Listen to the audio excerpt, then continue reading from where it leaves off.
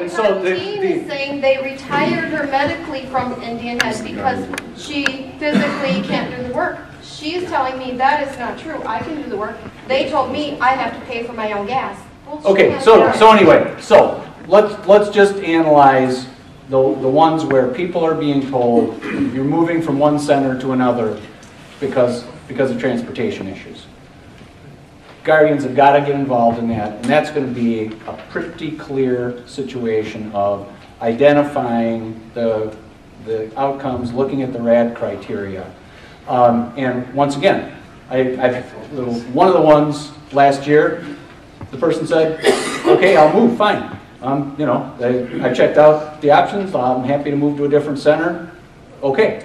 If that's not the case, can you articulate why it is this particular center is important, and then go at it and say, and the appeal is that you're being denied this service, you believe it meets all of the outcomes, and that's why you want to appeal the cut in the transportation expense.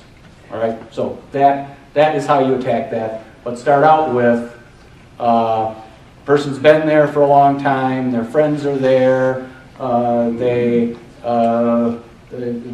their high school friends from Special Olympics, now they see them every day because they're all at the same center together. They'd lose that if they moved.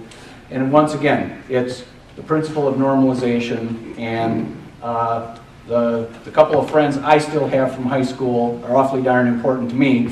And you know, do we take that away from people with developmental disabilities? It's go down the list of outcomes and tell the story.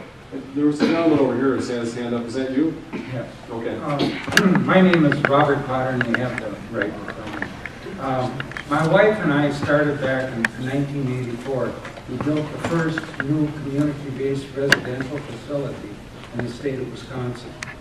My wife has been in it for 28 years. So when my health went to pieces, she decided that she would take 2 residents with her because we had 2 residents in our home. And it was kind of surprising to me that these ladies have been with us for 14 years. And so instead of just building a small retirement home, we built another facility. It really accommodates their needs very well. There are ladies that, one lady said she's never felt love in her whole life until she came to our place. Well, our experience has been over the past 28 years, we've dealt with the county, we dealt against Aurora, we would go to the budgets in the early years, and they'd give us nickels and dimes, bitch about a 2% rate on the county level. Well, then when we retired, we built this home and took 2 ladies with us. And I feel like that my wife is an RN and gives exceptionally good services and had a name pretty well recognized in the counties around that county. All of a sudden, CHP comes aboard, and our big question all the time was, where's funding coming from? And we had no problem. We knew they had growth. And we knew there were serious overlooks as far as the way they were managing things, because we've been in the business for several years. We could not understand how they could continue to exist under the programs that they had implemented, because we could see where there's a drastic waste of personnel and everything else. Well, all of a sudden we read in the paper, and the first thing I read, and I called Mr. Cook on this, because I was very irritated with Aurora down in Madison. Oh, we're going to get rid of our residents because of the rate cuts, you know. And I've heard that all my life with Aurora, because we dealt with them in Dutch County, and it took me many years to get rid of the county administrator. He would pad their books all the time, quietly. Well, no, this really bothered me, because it's the little providers like this lady that's coming up that's going to be essential to the program. And CHP has grown over the last 5 years, and I can see improvement. But one thing they have done, they have had meetings with the providers. I do not like the bit that they don't like rates discussed, because that's what really came to point with the county, the same thing. It created an upheaval, and finally they started publishing rates.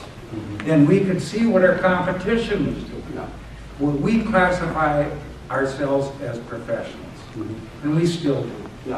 But we got cut 30% on one lady. And my wife was devastated. After 28 years of service, to think she was cut, she was ready to say, Bob, we're going to quit. And right now, in a positive note, I can see where CHP is growing. And I think it's important to have group meetings with the providers. Give the providers some kind of incentive to know that they're going to be cared for too.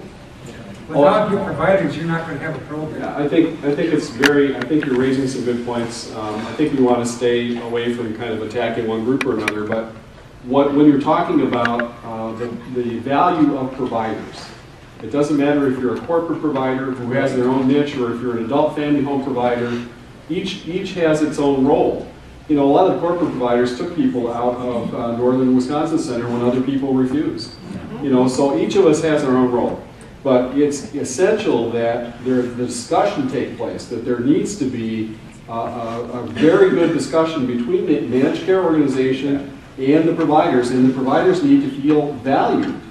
And it's hard to feel valued when year after year after year you're subjected to these cuts. You get kicked in the teeth, and that's just where we felt. It was very easy for my wife to say, we're through. But we got two ladies. One lady that, we've had for 14 years. And we built our retirement home is built to facilitate their needs. Right. As long as they're alive. And that's what we think local communities should be about, trying to care for each other, doing it in a cost-effective manner, and you did it in a way that was designed to help them and have you feel like you're contributing to their lives over time. So I think that's all good.